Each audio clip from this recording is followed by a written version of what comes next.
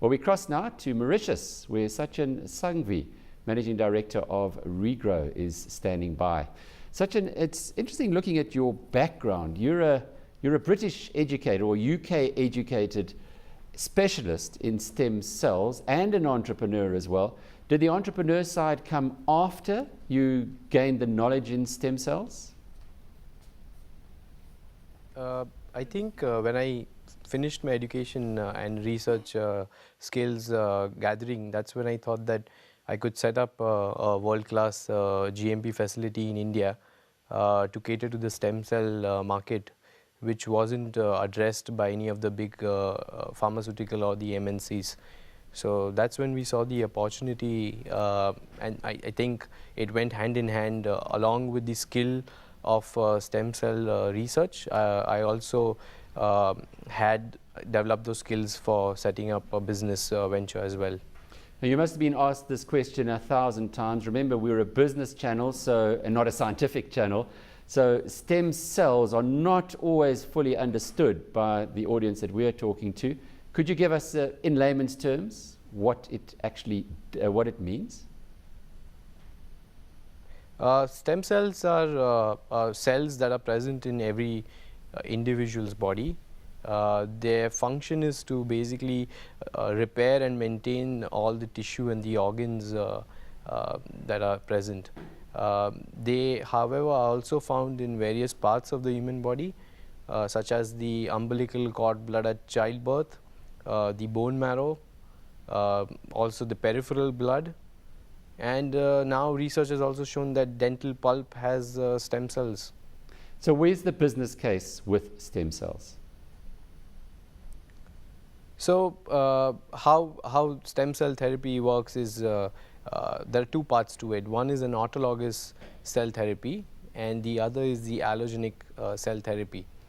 For autologous cell therapy, a patient who has an injury or a defect in his bone or any kind of a limb, he would ideally go to the hospital and see the doctor.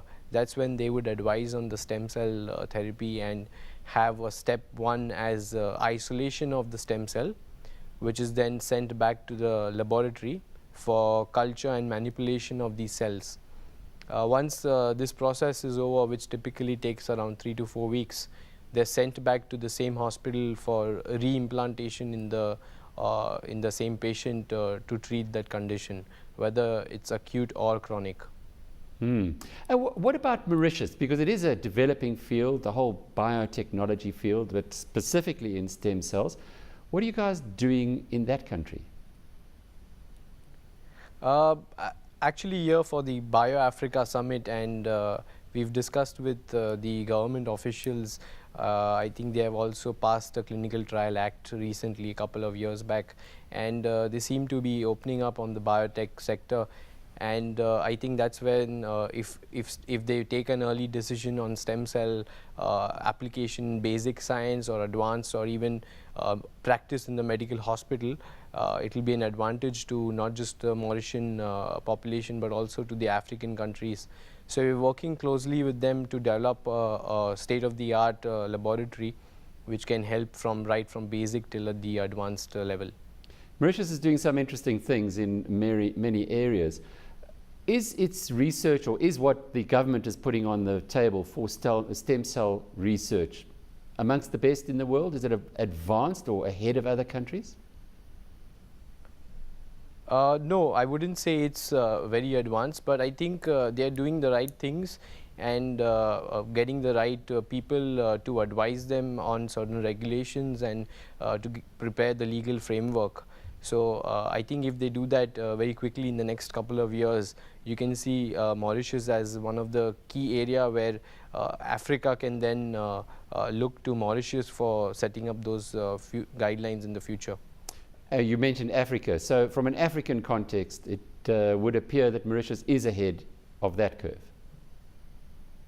Yeah, definitely. I think the government is more active, and there are a lot of research institutes involved doing advanced clinical trials as well as basic research.